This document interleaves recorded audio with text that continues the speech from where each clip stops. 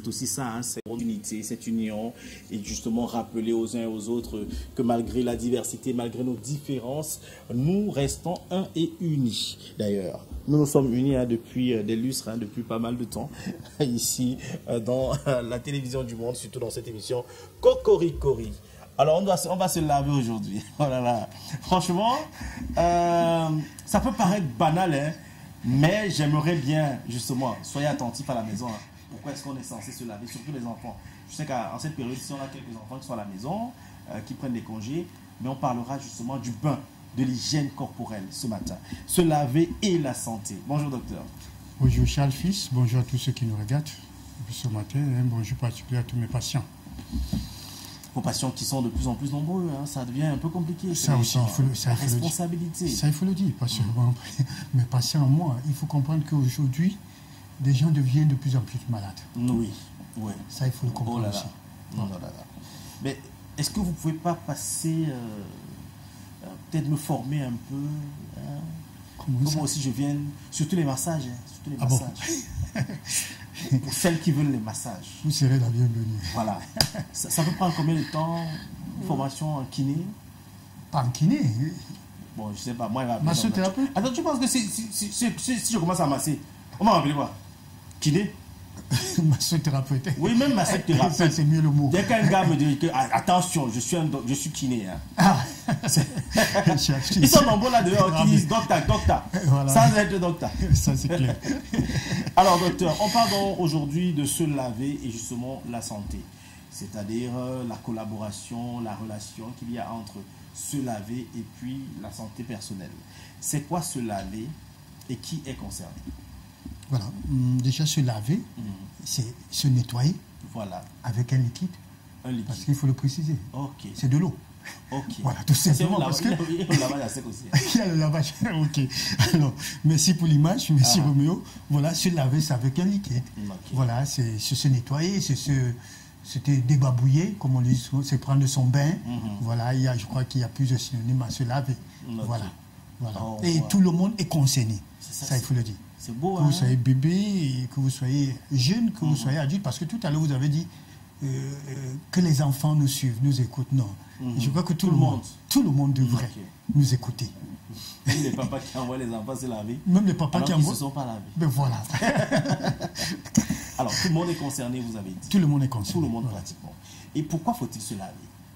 Voilà. Et déjà il faut dire que déjà c'est pour une bonne hygiène de peau. Cela va d'une bonne santé, parce que la santé également passe par l'hygiène corporelle, bien évidemment. C'est surtout pour prévenir des infections. Voilà, c'est aussi pour lutter contre ces milliards de bactéries, ça il faut le dire, qui se déposent en longueur de journée ou encore tous les jours d'une manière quotidienne sur notre peau. Voilà, c'est aussi pour se détendre. Être détendu. Voilà, être relaxé. Ça aussi, se laver, c'est ça aussi. Voilà, ça procure le bien-être.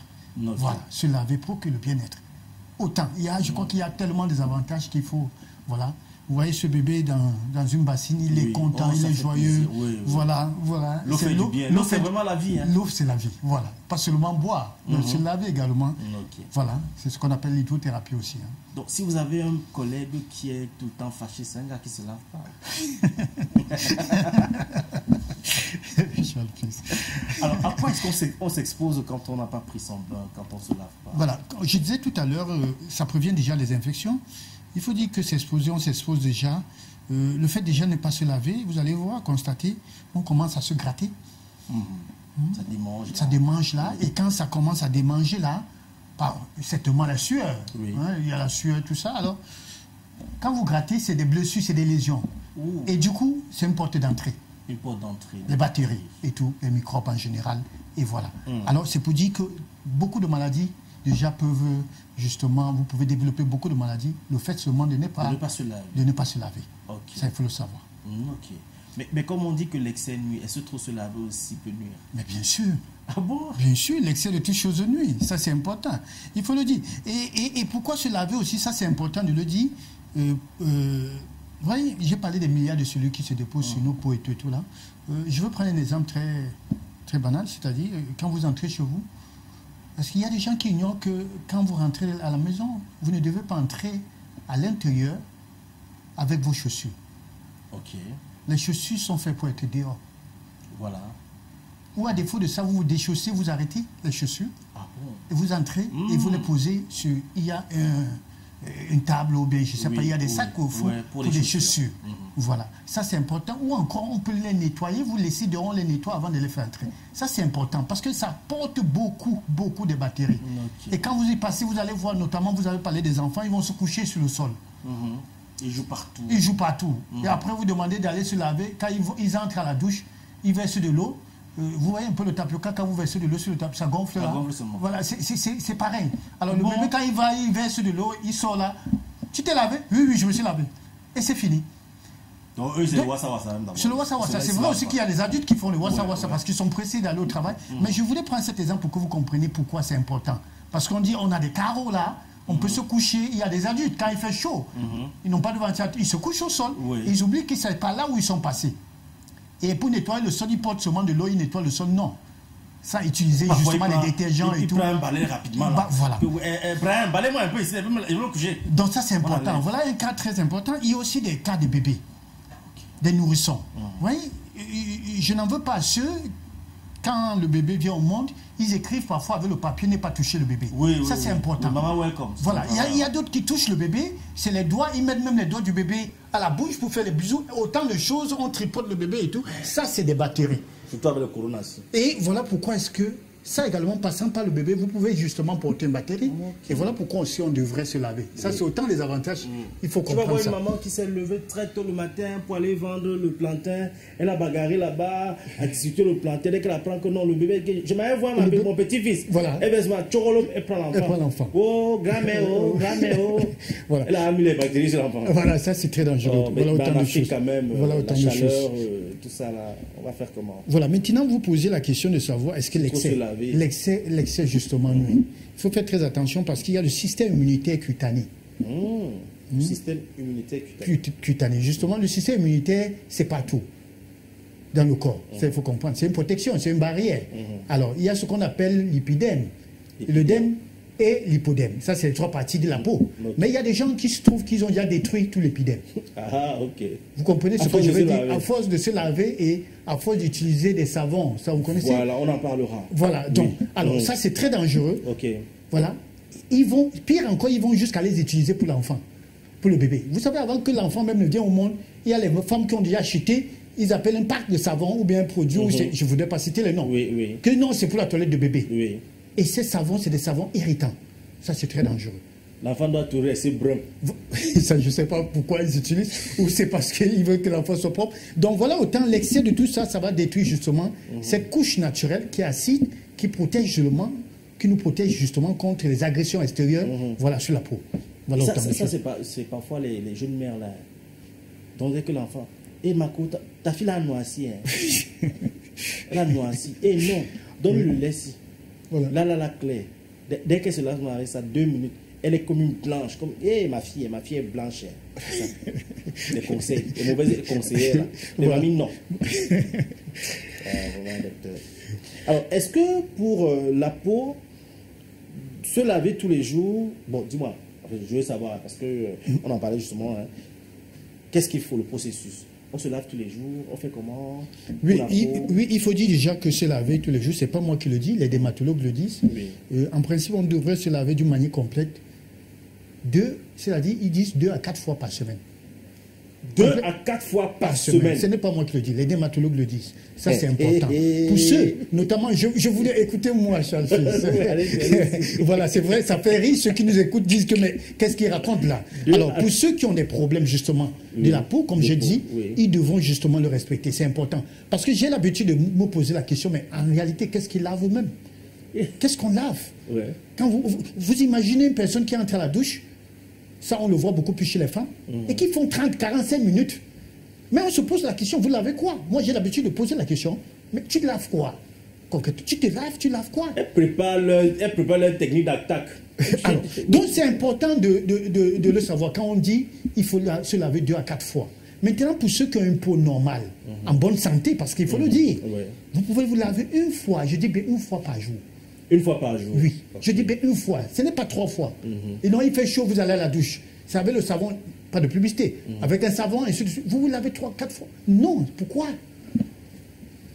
Et je voulais dire, justement, c'est l'effet de trop se laver, justement. L'expérience a prouvé, et ça, c'est pas moi qui le dis, il y a beaucoup de gens qui tombent malades, justement, pourquoi? Parce qu'ils se lavent trop. Ça, c'est important de le dire. Ah, non. Oui, c'est vrai, c'est important de le dire.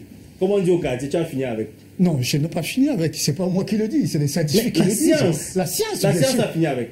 Ah bon, voilà. Merci. Trop se laver. Trop se laver. C'est pas bien. C'est pas bien, voilà. Je connais un gars qui, à la maison, qui a dit à sa femme, il t'avait dit à la fin, non. Je me lave même plus.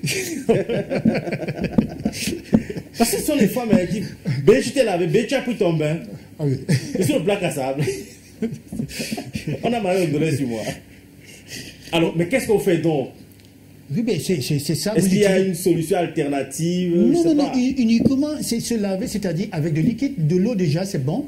Éviter. Voilà, l'enfant heureux, c'est de l'eau tout simplement. Vous voyez, je ne vous ai pas dit, on ne voit pas le savon là, on a vu là, voilà. Oui. C'est important. Vous pouvez vous laver justement. Ça va dépendre aussi de l'activité que vous faites. Okay. Ça, je ne dis pas non. Mais je voudrais préciser une chose. Ce qu'on devrait même laver, on ne le fait pas. Ce qu'on devrait laver bien, il faut le dire ainsi. Hein? On ne le fait pas. Excusez-moi de le dire. Vous allez constater des gens, demandez à quelqu'un, soulevez-moi votre bras. Vous allez voir les aisselles. Mais ça laisse à désirer, franchement. Le visage doit bien se laver. Les pieds, je vous ai dit, c'est porteur des bactéries et tout. Vous qui marchez avec des babouches ou les pieds nus, comme vous appelez, et tout, ça c'est dangereux. Vous devez bien les laver. Et cette partie intime, que ça soit, parce que on sait si bien le dire que les femmes, c'est les femmes. Non, même les hommes. Entre vos testicules, entre les jambes là, ça se dépose. Il y a des saletés. Voilà des bactéries là. Vous devez également bien les laver. Voilà les parties qu'on se doit de bien nettoyer. Au lieu de se brosser le corps, je ne sais pas quoi. Non, c'est pas important. Pour rien. C'est pas important pour rien. Il faut prendre le temps, bien laver ses pieds. Voilà. Son entrejambe. Les mains comme on dit. Voilà, mesure barrière, ça c'est important. Le visage, parce que c'est exposé. Oui. Voilà. À longueur de journée, vous prenez vos doigts, toujours en train de passer sur le visage. C'est important de laver. Et les aisselles. Voilà. Donc, on ne peut pas en vouloir à ceux qui entrent dans la salle de bain, ne versent pas l'eau partout, lavent quand même le visage, les entrejambes. Non, on ne peut pas en vouloir. Bien sûr, on ne peut pas. La femme se doit, quand elle se lève le matin, elle doit faire sa toilette. Ils appellent sa toilette intime. Intime. Mais voilà. Alors, docteur, doit-on se laver après un rapport sexuel? Moi, je vous ai dit, je reviens à ce que je venais de dire. Au juste, vous lavez quoi? Je voulais dire pour ceux qui nous écoutent là, après un rapport sexuel, qu'est-ce que vous lavez? Je voulais vous dire déjà que le sperme... Non, excusez-moi, les échanges, je comprends. Le sperme, d'une manière naturelle, n'est pas sale. Ça, je le dis encore. Je dis bien d'une manière naturelle. Oublions, ça a des éclats médias, ça a des bactéries. Ça, c'est autre chose, maintenant. Mais avec votre femme, vous finissez, vous courez à la douche, vous lavez quoi? Le sperme est naturellement propre. Ça, il faut le dire. Cette partie que vous voulez laver est naturellement propre parce qu'il y a des flores vaginales qui protègent et tout. Pourquoi utiliser le savon et tout après? Ce n'est pas important. Ça, ce sont des agressions. On ne devrait donc pas se laver. Ça, je le dis du après un rapport sexuel. Après un rapport sexuel. Vous pouvez encore aller verser de l'eau. Mais vous lavez. Comme je dis, vous pouvez, je dis encore. Donc, c'est pas important. Ne me dites pas que dans la nuit, quand vous dormez, ou je ne sais pas, 2 heures, à l'heure à laquelle vous vous amusez, après ça, vous vous levez pour aller vous laver. Pourquoi vous ne le faites pas? Bon, docteur. Voilà. Quand on a dormi, après le sommeil, c'est nécessaire de se laver? Puis le matin, déjà, il faut dire que le matin, je vous l'ai dit, le matin, c'est tout à fait normal, ça contribue au réveil. Hein.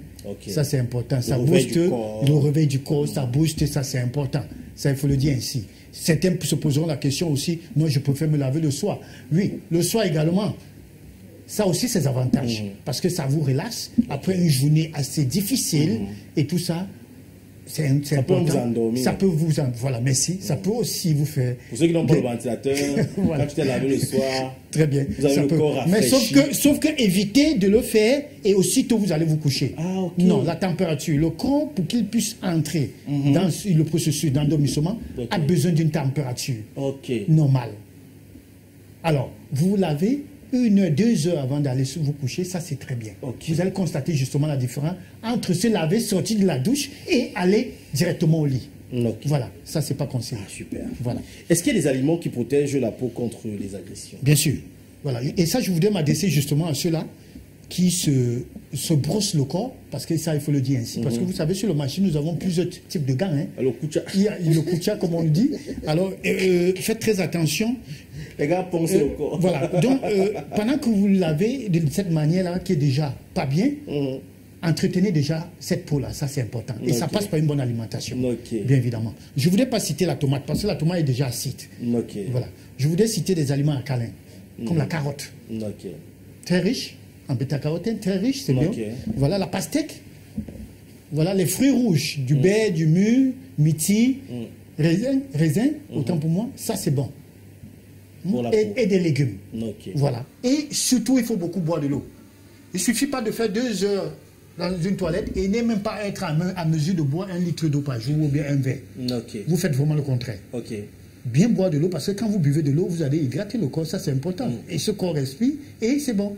Mais si vous faites l'inverse, donc vous lavez plus que vous ne buvez de l'eau. Non, ça c'est chercher des problèmes. Ça aussi.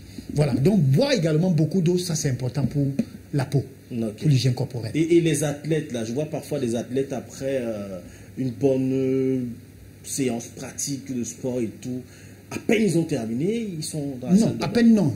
Non, ce n'est pas conseillé. Il y a la température, comme je venais de dire tout à l'heure. Faites très attention à la température. Quand vous finissez de faire le sport ou bien l'exercice, vous devez vous reposer d'abord. Combien de temps par exemple? 30-45 minutes. 30-45 minutes. Avant de prendre son bain. Maintenant, parfois, nous demandons justement, pour des cas justement de kiné et tout là, après l'exercice, on demande de prendre de l'eau tiède. Vous versez de l'eau tiède justement pour entrer dans le processus, pour que justement la température du corps, pour aller dans le même sens, le sang qui est chaud déjà là, enfin de vous masser. Mais alors, prendre une douche froide dès que vous avez fini l'exercice, c'est pas bon. C'est dangereux pour le cœur. Et aussi, voilà. Et on parle souvent de l'aquagym, vous connaissez? Oui, bien sûr. Comment pas l'aquagym? L'aquagym a beaucoup d'avantages. C'est conseillé? C'est conseillé, bien sûr, pour ceux qui sont à mesure, bien sûr, parce que c'est un cours aussi. C'est pas à la portée de tout le monde, l'aquagym. Alors ça, c'est bien pour la santé, pour le bien-être, pour ceux qui sont régulièrement stressés. C'est important de faire l'aquagym. Je crois que nous avons les piscines dans nos grandes villes ici pour pouvoir le faire. Voilà. Merci, docteur, pour... oh là là, je ne pensais pas que ce sujet allait être aussi dense, hein, franchement. Je croyais que se laver, c'était banal. Hein. Oh non. J'ignorais que ça avait des vertus et beaucoup d'impact et de conséquences surtout. Et voilà, on a retenu que trop se laver, c'est pas bon. Voilà.